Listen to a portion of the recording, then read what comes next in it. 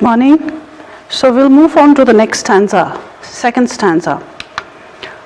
In the first stanza, we have talked about how the poet describes the students in the slum classroom. So in the second stanza, he describes the atmosphere of the classroom.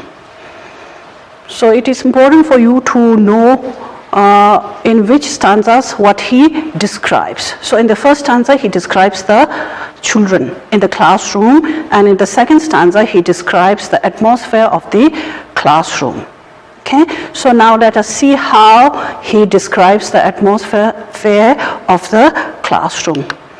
First, let us look at the stanza. So as you see in the first stanza as well as in the second stanza, the stanzas are free verse. They are written in free verse. That means there is no rhyme scheme.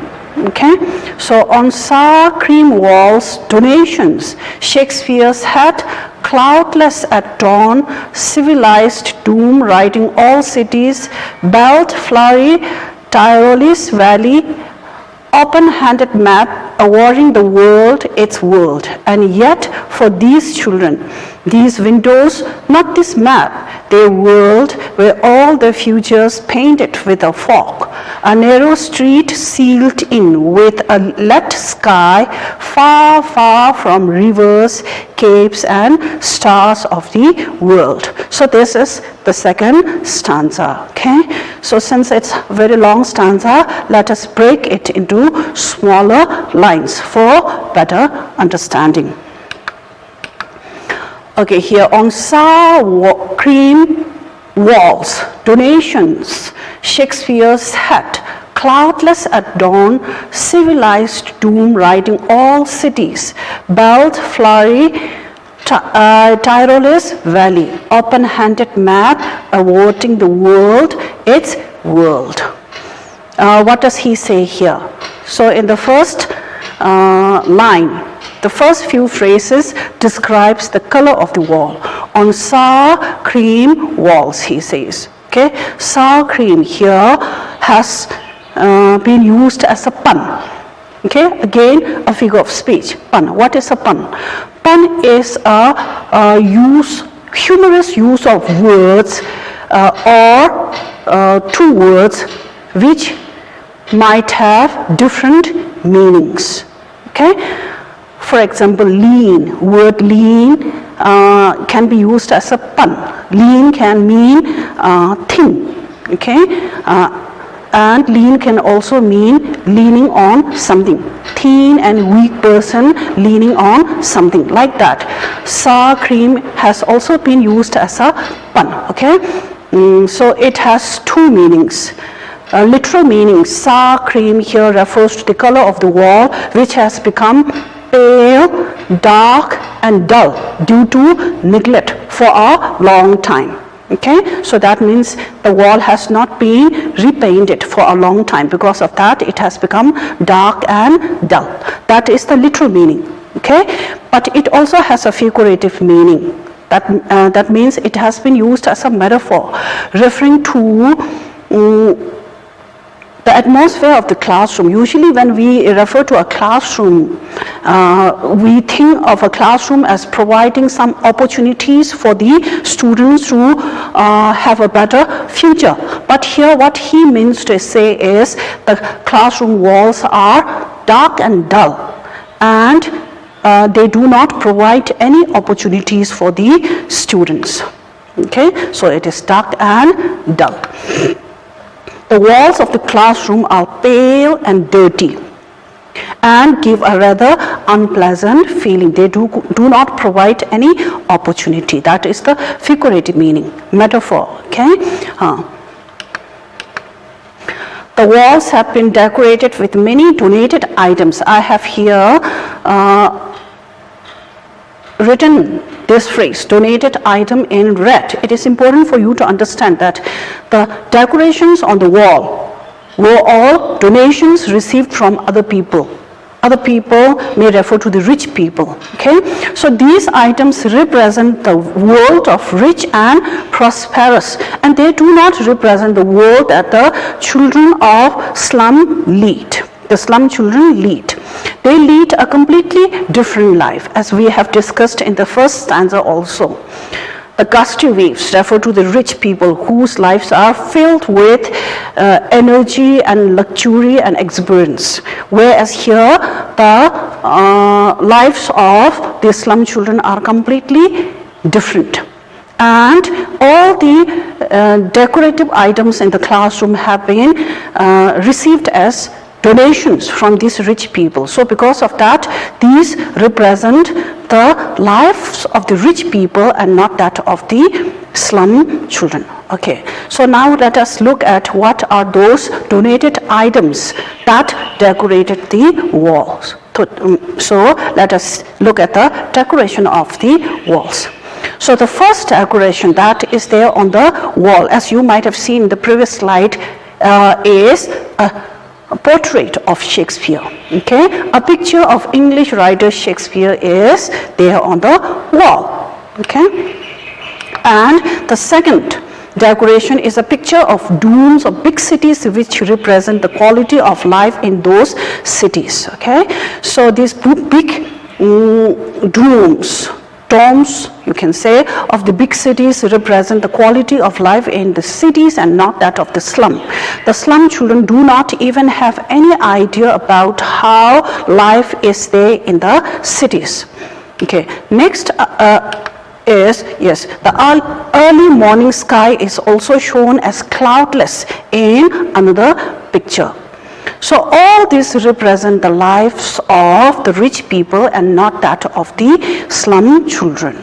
Okay, completely contrasts to what the life these slum children lead in their classroom. Okay, another picture that they see is a picture of the Tyrolese Valley. And what is Tyrolese Valley? It is a beautiful valley in the region of Austria, okay, which is adorned with flowers. So there is a very beautiful picture of a beautiful valley in Austria. Again, these slum children are completely unknown to such beauty in life, because the only life that they know is the life that they are leading, a miserable life that they are leading in their slum. So they do not have any idea about the beauty that lies beyond their slum or the classroom. And another donated item that they see is a world map. There is also a world map which divides the world into countries. Big and small, and symbolically gives the children the whole world. So there is a world map which divides the countries into different big and small countries. And this map symbolically gives the children the idea of the whole world. But yet, sadly, the children do not again have any idea about the world that is outside their slum. They do not have any idea about other countries, let alone other countries. They do not even have idea about the big cities and the towns which have beautiful buildings, which we have seen in the previous slide, with domes and beautiful valleys like this here. All these are completely separated from the lives of these children. They do not have any idea about this. So what do all these represent? All these represent the lives of the rich people, in contrast to the life of these poor children living in a slum. Okay, so we continue with the same stanza. And yet, he says, and yet, for these children, these windows, not this map, the world where all the futures painted with a fog, a narrow street sealed in with a lead sky, far, far from rivers, capes, and stars of the world. And yet, again, he is comparing, or you can say he is contrasting, we'll say. So here, in the earlier part, we have discussed about the donated items, all of which represent the beautiful lives, the prosperous lives of these rich people living in cities and towns. And here now he is contrasting those beautiful things with the real, actual life that is led by the children living in this miserable slum. Okay, for these children, these windows here again is used as a metaphor. These windows metaphorically refer to the opportunities that the rich and prosperous people lead in life. The windows of these children are not like that, not this map. The windows of these children are not like the map that they see. But then what is their world? Their world where all their futures painted with a fog. So their life is a future which is painted with a fog. Again, painted with a fog is again used as a metaphor. It has a metaphorical meaning. So the future of these children are bleak and fog here means unclear, bleak and sad. Okay, so their painting is not clear, it's foggy, unclear, and bleak, not bright. Okay, so their future is not bright. So that is what it says. A narrow street sealed in with a lead sky. Again, lead sky is used as a pun. Again, a pun. Lead sky. Here literally means the sky that is covered by the industrial waste, smoke and all these things covers the sky and makes it unclear. That is the literal meaning. But it also has a figurative meaning. And what is that figurative meaning? It is metaphorically used as the dark and dull life of these children. So from that, from their window, through their window, we can say they can see the street, and in the street they can see the sky which is dull and dark, which also refer to the dark, dull and bleak future of these students. They do not have, the students in the slum do not have any you can say opportunity to brighten their future. Okay, it is as dark as it is within the classroom itself. Far, far from rivers. Again, he has used far, far twice. Reputation. Again, he is showing the distance, the gap between the rich and the people who enjoy the beauties of rivers, caves, and stars of the world. Now, let us see. But these pictures have no meaning to the impoverished children. Why do not these pictures have any meaning for these children? The world depicted on these walls is not the world of these children. They do not know anything about the outside world. The world is what they see within the slum, the four walls of the classroom. So they are not aware of the beauties and progress that is going outside in the world. So because of that, all these pictures do not have any significance in their life. Their world does not contain huge domes or prosperity or the scenic beauty presented in the pictures. Okay? So their life is as foggy as this picture, unclear. Okay? Unfortunately, their world is painted with fog, the fog of hopelessness and hunger. So here, painted with fog, metaphorically means their life is hopeless and full of hunger. There is no hope, it is totally hopeless, and they do not see any progress coming into their life in the future as well. It is as foggy as outside. Their life is as foggy as outside. So this is a beautiful metaphor. Okay? Their future is grim and uncertain. Yes, their future is hopeless, uncertain, and filled with hunger. There is no certainty about their future, and sealed with a dark and dull sky, lead sky. Okay, lead sky. That is what he says in the poem. It is, their future is like the lead sky, the sky which is covered by the industrial smoke. Okay? If there is air pollution, the sky becomes dull. So like that, the future of these children are also dull, hopeless and uncertain, as opposed to what we have seen in those beautiful pictures. The poet again says that the world is far away from the actual world of rivers and caves. Again, he is stressing, emphasizing far, far. Okay, repetition is used to emphasize an idea or something. So he is again emphasizing that their world, their life is very far away from the beautiful world that rich people enjoy. Okay. Actual world.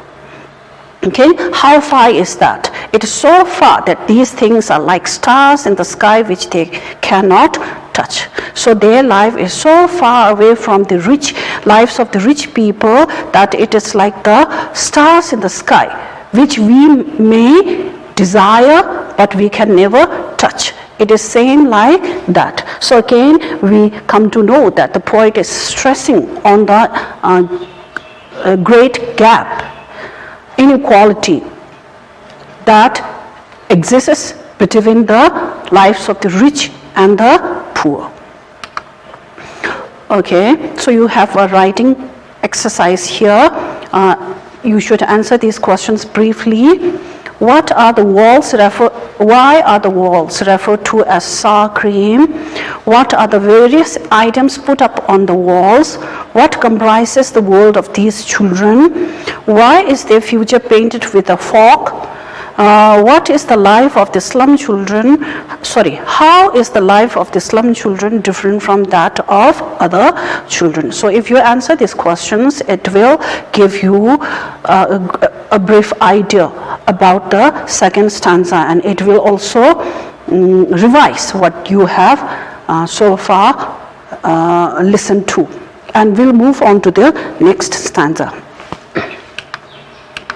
Okay, third stanza describes the significance of the decorative items for the children. Okay, so we have talked about the different items that were put on the walls of the classroom.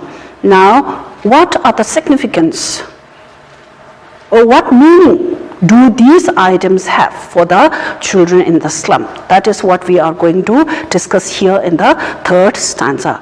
But before that, let us see what is the third stanza. Surely Shakespeare is wicked, the map a bad example, with ships and sun and love tempting them to steal. For lives that slyly turn in their cramped holes, from fog to endless night. On their slack heap, these children wear skins pipped through by bones and spectacles of steel with mended glass, like bottle bits on stones. All of their time and space are foggy slum. So blot their maps with slums as big as doom. Okay, so now again, since this is a long stanza, we are going to break up it into smaller parts for better understanding. So he says, surely Shakespeare is wicked, the map a bad example, with ships and sun and love tempting them to steal. So what he is saying is, to these children, Shakespeare appears wicked. Okay, and the map is a bad example. We'll discuss why he says this. And with ships and sun and love tempting them to steal. So here the poet calls the portrait of Shakespeare wicked because it is meaningless for the children going to the slum school. Okay, so for these children, Shakespeare appears wicked. Why? Because it does not have the portrait, or the name Shakespeare does not have any meaning for these children. Why don't they have any meaning for Shakespeare's portrait? Because they do not have any idea about the great works of Shakespeare. So it is totally meaningless for these children. They cannot relate to him because they do not have any idea about him. There is no quality education in the school. Okay, the kind of education that is given in the slum school is not up to the mark. it is not of great quality. So because of that, these children do not even have any idea about a great writer like Shakespeare. So for them, he is just a meaningless person. The children will never learn about Shakespeare's great works, as the education given there is not up to mark, it is not of quality. So quality education, the children will not get any opportunity to learn about the greatness of Shakespeare's works and enjoy them. So because of that, for them, Shakespeare appears like a wicked person. And then, why is the map a bad example? The poet says the map is a bad example because for these children, again, they cannot relate to anything that they is beyond the four walls of their classroom. So their classroom is the only world for them. Beyond that, they do not have any idea. So they do not have any knowledge about the world that is outside there. So because of that, this map is a bad example.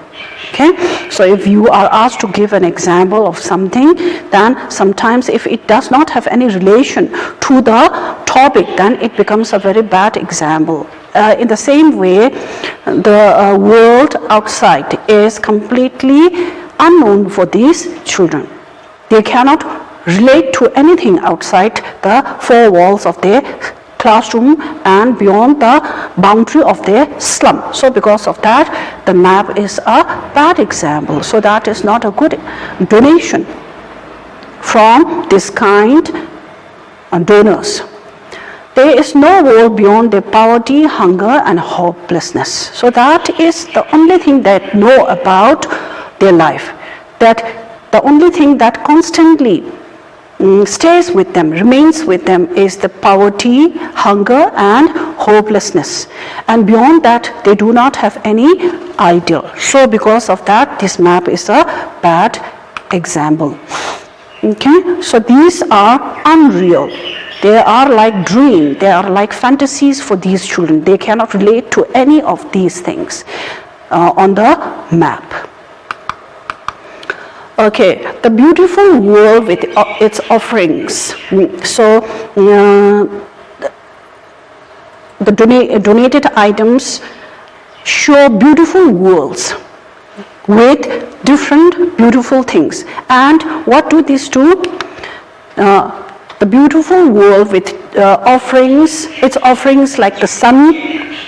The beautiful world with its offerings like the sun, the sheeps, love and care. What are the effect of all these things in their life?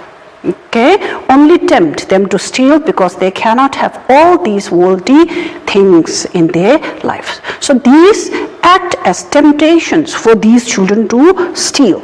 Okay, they do not own any of these. They do not have any. They do not enjoy any of these in their lives. So because of that, what do? When they see these, they have the desire to get all these. To get all these, then they think about stealing. So that is the only impact that these things have in their life. Okay, so sun can also symbolically represent the opportunities. They do not have these opportunities of here the sheeps, that means adventure, love and care. So because of that, whenever they see these things, they tempt them to steal them because they cannot be able to have these things in their life. So that is the impact of all these things in their life. Okay, for lives that slyly turn in their cramped holes from fog to endless night. Again, this is an important line. Cramped holes here refer to the congested slum in which they live. From fog to endless night. Fog here refers to their uncertain and hopelessness. So their life goes from bad to worse. That is what he is saying, from fog to endless night. Okay, so the life of these slum children go from bad to worse. Okay, they live in cramped holes like huntsmen, and there is no end to their misery. So cramped holes here means very congested, crowded, small places in which they live in large numbers, where they do not even have space to properly lie down. Okay, so they are living like huntsmen in the earlier times. So they lead a completely miserable life. Okay, there is a perpetual state of gloom, hunger, and despair. This is what they actually experience in their life. The actual state of their life is perpetual, means continuous state of sadness, gloom, hunger, and despair.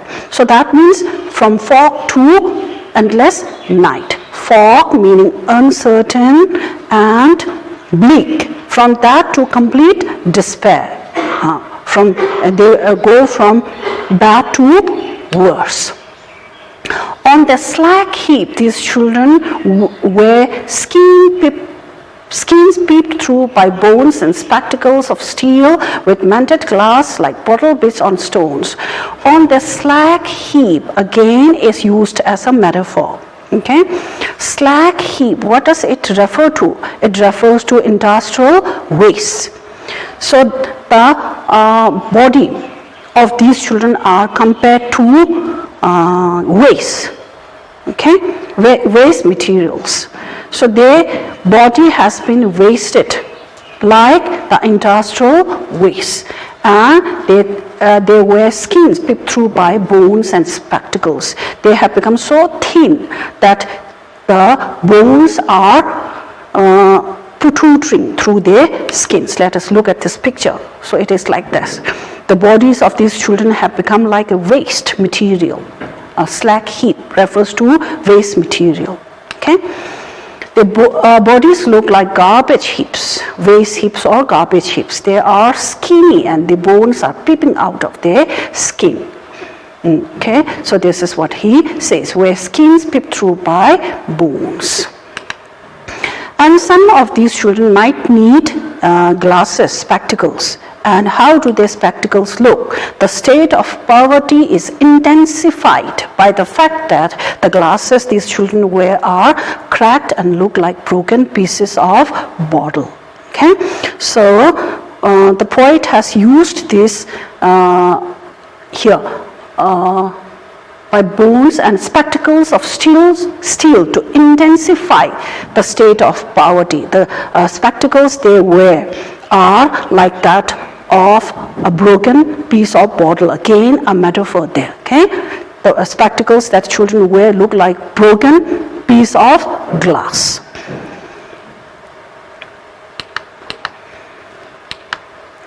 All of their time and space are foggy slum. So blot their maps with slums as big as 2. So this is the life of the slum children. Okay, they are completely in rags. All of their life is being destroyed in the slum, foggy slum. Again, life that is led by the children are foggy, meaning uncertain, hopeless.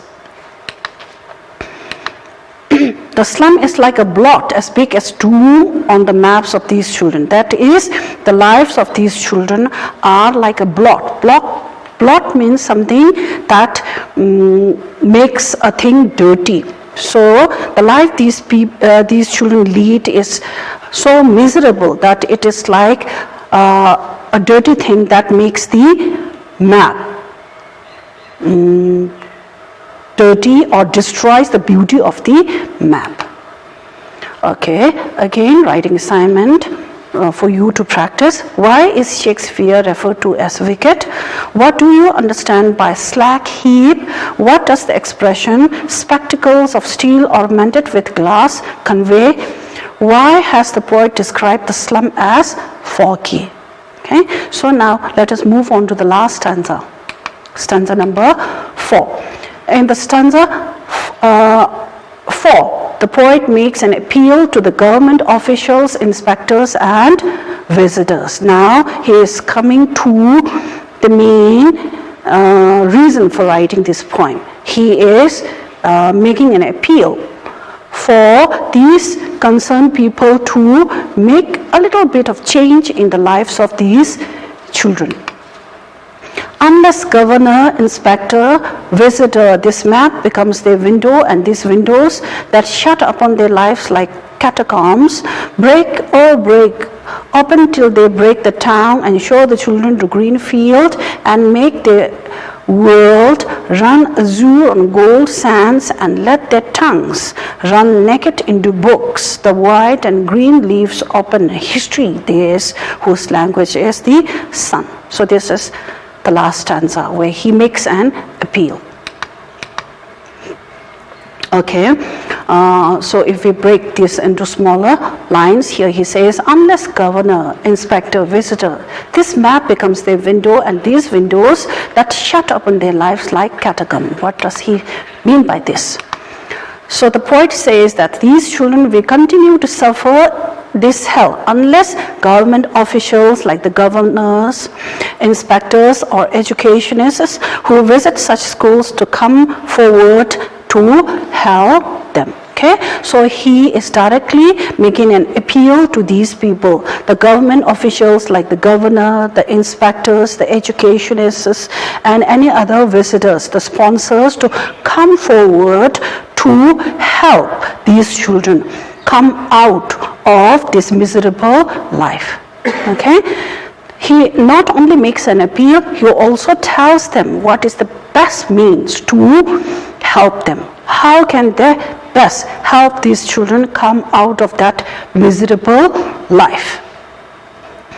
Just building a school is not going to help. This is what he is saying. Break, oh break, up until they break the town and show the children to green fields and make their world. This is what he says.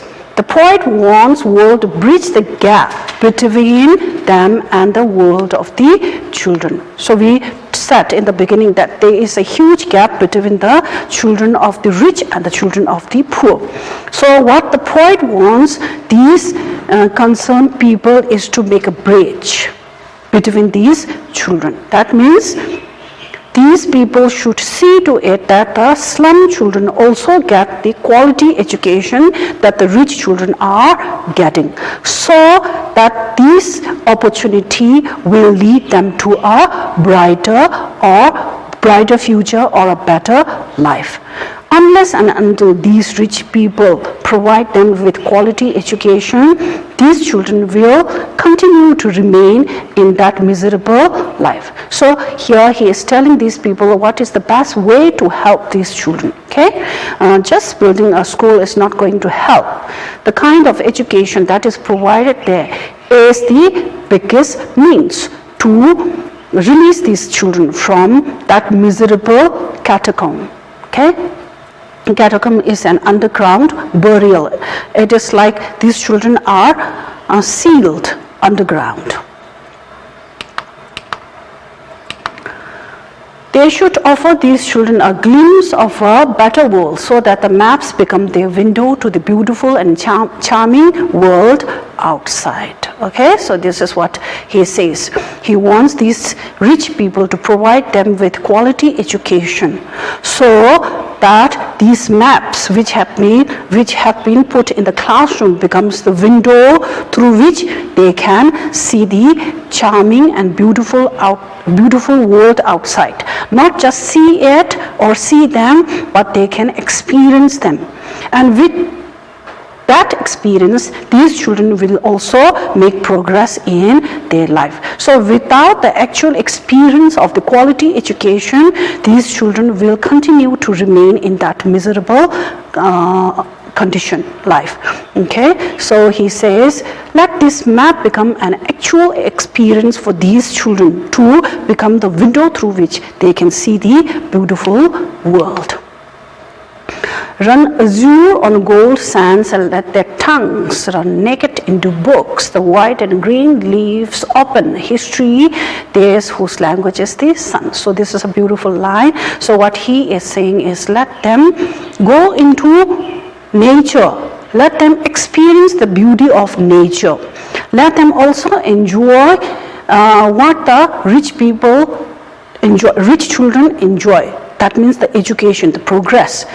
Okay, we have here is the sun, right? Sun here refers to the quality education. Give them quality education. Give them the opportunity to experience the quality education so that they will also know the meaning of Shakespeare.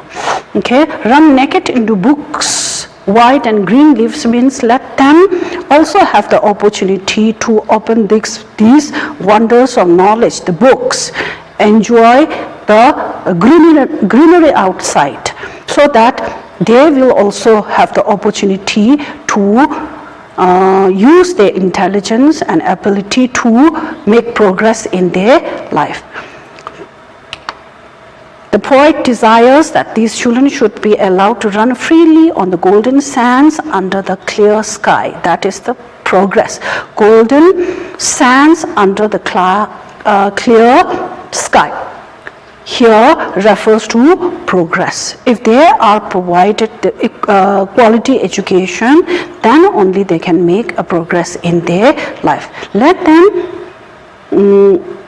become capable of making progress in their life by giving them the opportunity of quality education. The poet feels that education can help them immensely because, according to him, history is written by those whose language has the warmth and energy of the sun. So, history or something becomes historical history when the education that is given has the warmth and energy of sun. What does that mean? That means the education that we provide is of quality education. Language here means quality education. Okay, so that the children can also write history. They can change their miserable life into a better life and create history if they are provided proper opportunities like quality education. So what he meant to say is the quality education is the only means by which the children can be brought out of that miserable condition. So he makes appeals to these people to give that quality education. Okay, so that is the end of this poem, and you have the last writing assignment. Okay, how and when can the condition of the slum children be improved? What has been compared to catacombs? Catacombs means underground burial grounds. Okay, the life of these children are like underground, leading in a very congested underground, like a grave, leading in a grave. What does the poet wish for the slum children? Thank you.